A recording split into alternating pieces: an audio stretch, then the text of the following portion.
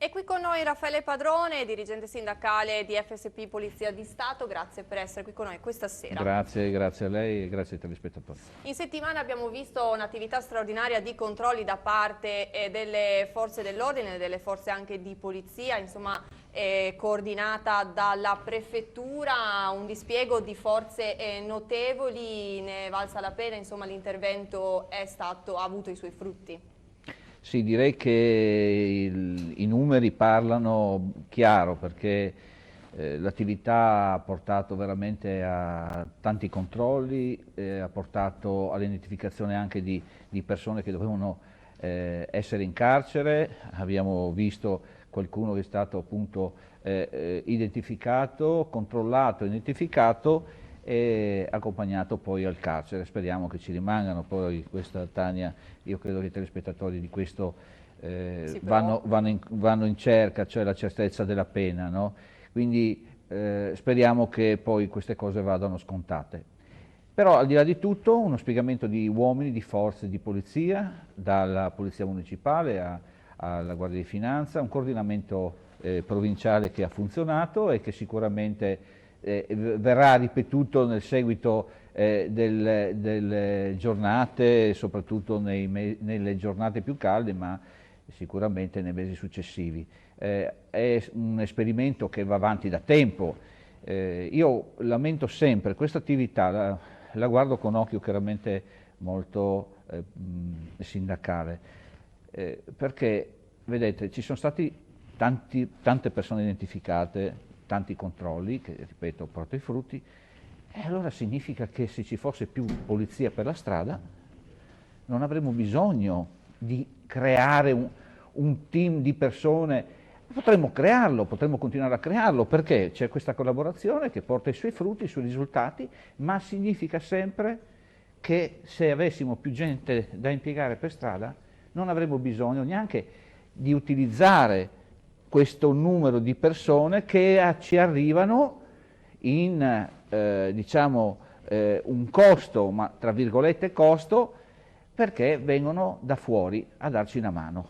Diciamo che non sarebbe un'attività intensificata, ma sarebbe diluita nel tempo. È questo.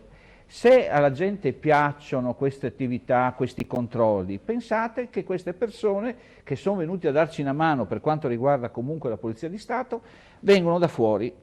E quindi sarebbe opportuno, se il risultato piace, vuol dire che ho ragione io, che avendone più disponibili nell'intera regione, no? E di quello che auspico con i nuovi consiglieri, ne ho visti, li abbiamo ascoltati prima, ascolteremo dopo, in sala ci sono altri candidati. Cioè è importantissimo la sicurezza, perché se abbiamo le persone sulla strada che ci possono controllare, anche se non abbiamo fatto niente e ci fanno un controllo di polizia e non abbiamo nulla da temere, credo che la gente sia molto più contenta di camminare a una determinata ora della sera, del giorno. Non mi piacciono queste attività di spegnere le luci, lo dico sempre, per risparmiare qualche migliaia di euro in un comune si spengono le luci, si dà in mano la città ai malviventi, ai malintenzionati comunque, e quindi voglio dire, io auspico che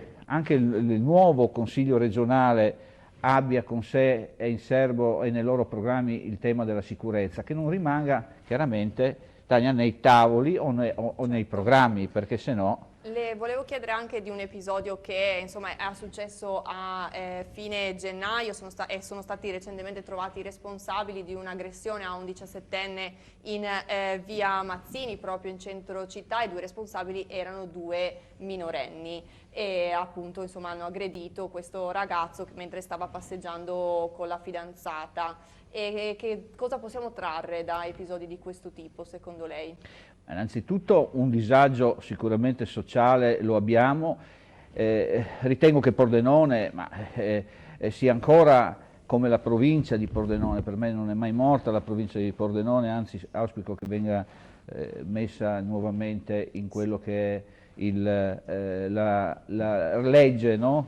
Nostra nazionale. Via lì, sì. Però voglio dire che l'attività di polizia in questo caso che ha funzionato, io dico il disagio minorile c'è, Probabilmente il disagio minorile c'è, perché poi, poi gli aggressori vediamo chi sono, e allora c'è tutta una situazione che dobbiamo renderci conto che per mantenere una città tranquilla dobbiamo mantenere la città in sicurezza. Sicurezza significa tante cose, ma soprattutto avere un determinato controllo, dettato anche da telecamere, servizi di telecamera che funzionano, che ci danno la possibilità anche di fare delle individuazioni e a seguito poi delle indagini, ma serve sicuramente in città una maggiore affluenza di personale, una maggiore affluenza di uomini per rendere questa città poi vivibile. Io sapete che non credo mai alle classifiche che vengono stilate, perché vengono stilate non si sa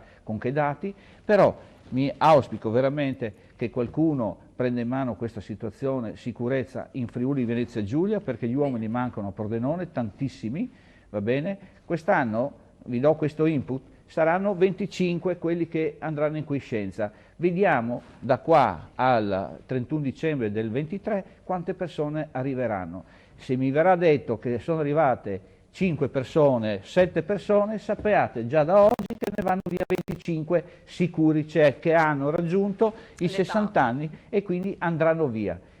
Sapete che già sono andati via 33 l'anno precedente, cioè 20 giorni fa sono andati via altri 33. Fate conto, 33, 25, vediamo quanti sono arrivati. Credo che non arriviamo a superare la decina, anzi forse 12-13 persone sono arrivate, però fate i calcoli, 33 e 25 quanto fa. Grazie a Raffaele Padrone come sempre per il suo contributo e l'aspettiamo quando vuole. Sempre grazie a voi, grazie a tutti gli spettatori. Ci fermiamo un attimo per un piccolo break pubblicitario, ma poi torniamo con altre notizie e altri ospiti che attendiamo in studio. Non andate via.